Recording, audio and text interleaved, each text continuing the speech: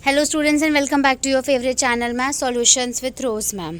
और आज की क्लास में हम करेंगे क्लास 7th सामाजिक विज्ञान की कार्यपत्रक नंबर 20, जिसका आज का जो पार्ट है वो है वायु के बारे में आज हम डिस्कस करने जा रहे हैं। तो चलिए बच्चों, वर्कशीट शुरू करने से पहले अगर आप लोग मेरे चैनल पर न्यू हैं तो प्लीज़ चैनल को सब्सक्राइब कीजिए और बेल आइकन को प्रेस कर दीजिए। जब जल पृथ्वी एवं विभिन्न जलाशयों से वाष्पित होता है तो यह जलवाष्प बन जाता है। वायु में किसी भी समय जलवाष्प की मात्रा को आर्द्रता कहते हैं। आर्द्रता मतलब नमी यानी ह्यूमिडिटी। जब वायु में जलवाष्प की मात्रा अत्यधिक होती है तो हम आर्द्र दिन कहते हैं। जैसे जैसे वायु गर्म होती जाती है इसकी जलवाष्प धारण करने की क्षमता बढ़ती जाती है और इस प्रकार यह और अधिक आर्द्र हो जाती है। आर्द्र दिनों में कपड़े सूखने में काफ़ी समय लगता है एवं हमारे शरीर से पसीना आसानी से नहीं सूखता और हम असहज महसूस करते हैं। ठीक है, ये था आपने आर्द्रता के बारे में पढ़ लिया। अब नेक्स्ट जो टॉपिक है वो है हमारा वर्षण के प्रकार। तो पहला देखिए बच्चों, यहाँ पे जो पहला है वो है आपका संवहनी वर्षा।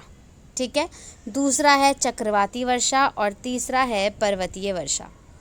संवहनी वर्षा में देखिए गर्म वायु नीचे से ऊपर की तरफ जा रही है और तब वो जो बारिश हो रही है।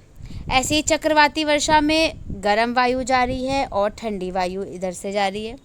और पर्वतीय वर्षा में जो पर्वत की तरफ ये मॉइस्ट एयर है, यानी इस जो एयर जो ये हवा है इसमें आर्द्रता है। ठीक है, अब आगे पढ़ते हैं।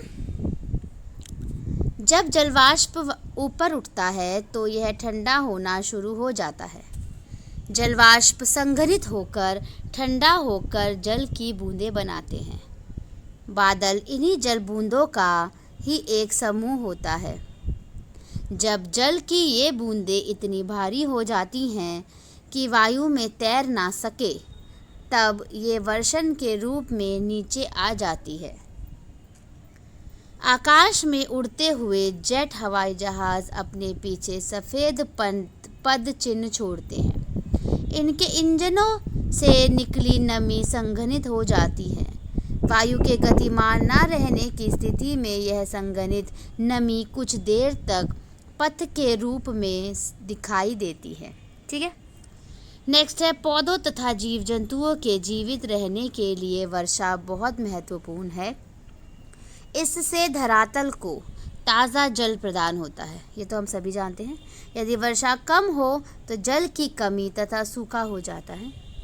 इसके विपरीत अगर वर्षा अधिक होती है तो बाढ़ आ जाती है। कि जब वर्षा कम होती है बच्चों तो हम सभी जानते हैं कि जल की कमी हो जाती है, सूखा हो जाता है ना, जिसको ड्रॉट बोलते हैं। और अगर वर्षा ज़्यादा होती है तो बाढ़ आ जाती है, जिसको फ्लड कहते हैं इंग्लिश में। ठीक है, यहाँ पे है वर्षा मापक, इससे वर्षा को मापते हैं। ये देखिए वर्षा मापक का यहाँ पे आपको एक चित्र दिया हुआ है जिससे वर्षा कितने सेंटीमीटर हो रही है, कितनी तेज़ी से हो रही है, इसको मापा जाता है। ठीक है, इसके बाद बच्चों अब यहाँ पे आपको एक दिया हुआ है, क्या आप जानते हैं वर्षण के दूसरे रूप सहिमवृष्टि तथा ओला है। ठीक है, ये वर्षण के दूसरे रूप है। अब है निम्नलिखित प्रश्नों के उत्तर दीजिए। पहला है वर्षा के प्रकारों का वर्णन कीजिए। तो चलिए बच्चों वर्षा के प्रकार देख लेते हैं। यहाँ पे आपको वर्षा के प्रकारों का वर्णन करने का मतलब है आपको ये पूरा का पूरा डायग्राम बनाना है। वर्षण के प्रकार ये इस तरीके का, ये डायग्राम नंबर 1, डायग्राम नंबर 2 और डायग्राम नंबर 3, तभी पता चलेगा कि वर्षण के प्रकार जो है उसका हमने वर्णन इस तरीके से किया है। संवहनी वर्षा, चक्रवाती वर्षा और पर्वतीय वर्षा। तो ये है आपका आंसर नंबर 1, जहाँ पे आपको क्या करना है, इन वर्षा के प्रकारों, जो भी वर्षा के प्रकार दिए हैं उनका चित्र द्वारा इसको वर्णन करना है।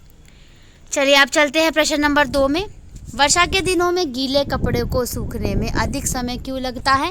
इसका उत्तर भी हमने पढ़ा था बच्चों ऊपर वर्कशीट में। इधर आ जाइए, ये देखिए यहाँ पे जैसे जैसे वायु गर्म होती जाती है इसकी वाष्प धारण करने की क्षमता बढ़ती जाती है और इस प्रकार अधिक आर्द्र हो जाती है।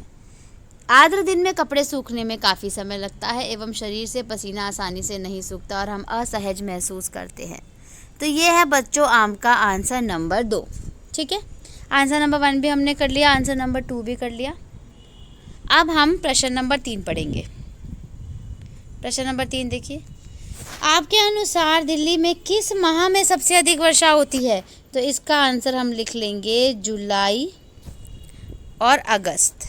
ठीक है, ये हमारे हिसाब से पूछ रहा है ना, तो इसका आंसर है आपका जुलाई व अगस्त के महीने में सबसे ज़्यादा वर्षा होती है, यानी सबसे ज़्यादा बारिश आती है। ठीक है, अब है प्रश्न नंबर 4, वर्षा के दिनों में आपके द्वारा अनुभव की गई किसी महत्वपूर्ण घटना का वर्णन कीजिए।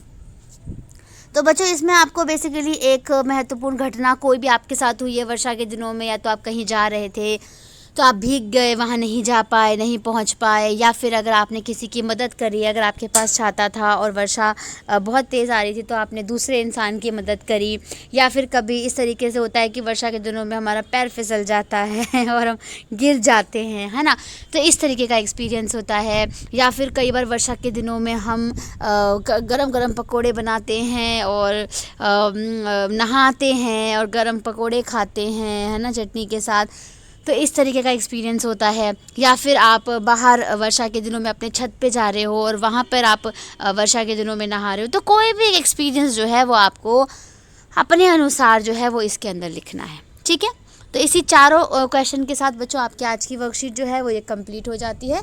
आप इस वर्कशीट पे अपनी कॉपीज़ में इसको नोट डाउन कीजिए। Thank you so much students for watching this full video. फिर मिलेंगे बच्चों नई वीडियो में नई वर्कशीट के साथ। Please do like the video, share the video and subscribe the channel.